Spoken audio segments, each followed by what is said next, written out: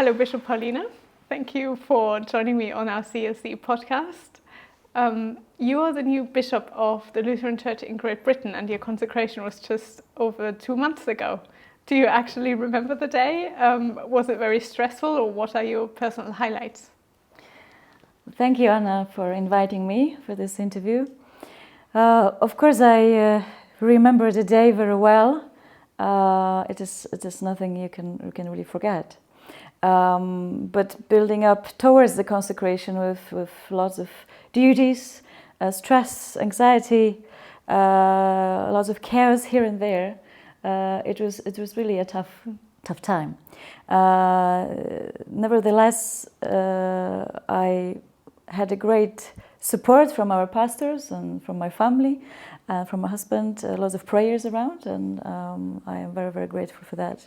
And of course from the retiring Bishop Tor Berger Jorgensen.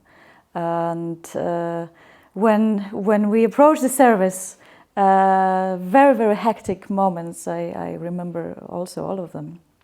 Assembling of the ministers from around the world, welcoming guests.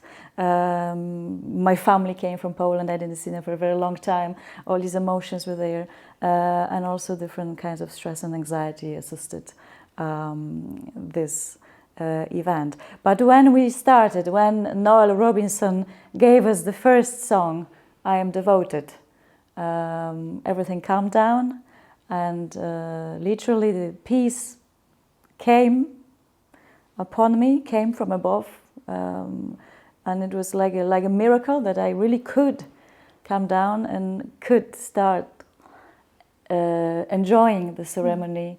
And take it into heart, into my brain, into my body, and really be there, be present. And the whole anxiety, the whole stress and tiredness disappeared in this very moment. So I have very fond and beautiful memories from that day. That's lovely. A more difficult subject maybe is that it is not universally accepted that women are in ordained ministry, and now that you are in church leadership, you're even more exposed to that kind of criticism. The video of the consecration on YouTube has gone viral in certain, mainly more conservative circles. There were some really nasty comments, and you received some threats. How do you feel about this? How do you handle that particular situation? Are you okay with this somehow? I think I am okay with different kind of hate comments online, if I can say I am okay with that. Of course, I'm not okay. I don't like it. No one is really there to like it. But okay in terms that I do not take it to heart and to my mind too strongly. I was an object earlier of different hate comments due to my work and different commitments, and also due to my artistic life earlier, where I was performing on stage with the opera, classical singing. So I'm kind of aware how it works, and that people always have to comment, and with the development of the social media, people feel very, very free to comment whatever the thing, however they want to put it. It can be very, very nasty. So it doesn't touch me that much. I think what is it saying to us? It is that we are giving a platform to speak, to work, to proclaim the gospel, to bring the good news, to share the peace, to share the love. And I think if this bothers people a lot, then we have to think about humanity again, because this is what we do. And sometimes the funny comments, I would say, like the one that I have too much Botox to be a priest, or similar comments like that, they make us laugh as well. Do you think what you can say to that? What it has to do? I have no Botox. I don't have any idea about having Botox and whoever has Botox or not. I don't think it's very common within our circle anyway. So it is a very strange thing to deal with. But on the other hand, it's good if we can have a little bit of a distance and also laugh about these things, then some people will say, yes, some of these things may be dangerous, and we have to take some of the threats seriously. Yeah. And I'm very proud to say that our church took it seriously, some of the threats, and that the police was involved, and that I am giving a bodyguard, and that no one really make jokes about the serious, more serious kind of threats. So professional dealing with this, it's a good sign, and I feel that this is the right way to go. I don't want to be overwhelmed by this. I don't want this to be a main topic, because it has nothing to do with my ministry and why I am here and why I'm doing this, why I'm called to do this ministry. It has really nothing to do with that. But on the other hand, as I said earlier, because of certain comments, my ministry is becoming stronger, and I have to be more vocal about the important things I want to share, and the things God placed me here to do. I think it's just strengthening me rather than making me weak. So, last question. In the ministry you have now, your Episcopal ministry, what are the points you do want to make? What is your emphasis maybe for the coming years for the Lutheran Church in Great Britain? What do you want to work on? There are many things I want to work on. I don't think we have time for the list here and exploration at this very moment. But for sure I have to be taking over the things which were already prepared for me before by previous bishops and leaders of the church, and have to take responsibility for the pastors and their ministry and their well-being, and that is a very important thing for me as well. So our first synod, which I'm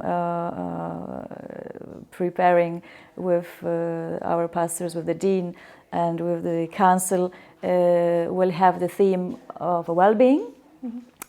Caring for each other, caring for ourselves, and I'm very proud that we will start with this kind of work and workshops and talking and Bible study on this theme as well.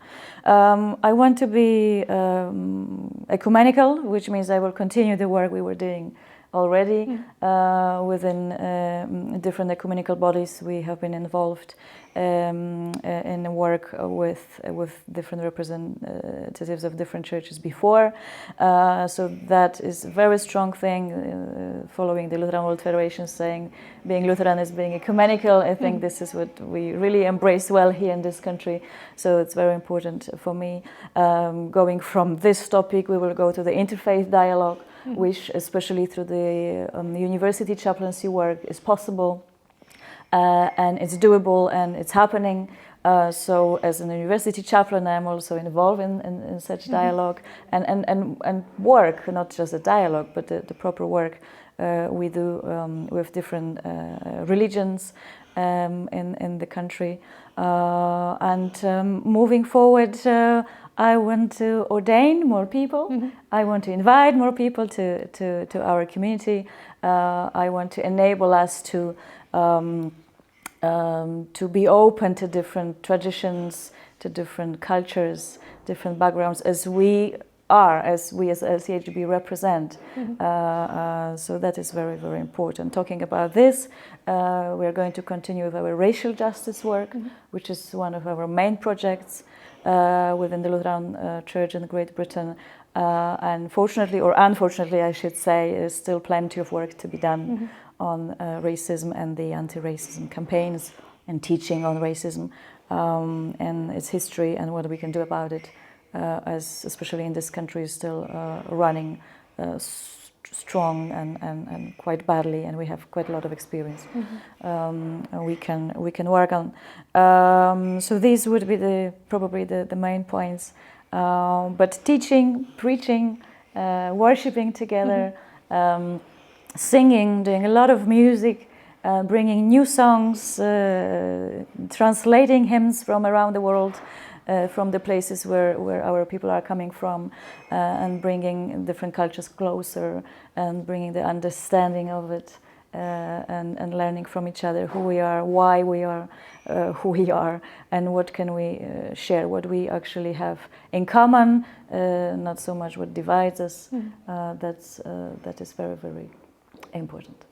Thank you very much, Bishop Paulina, and all the best for your future ministry. Thank you very much.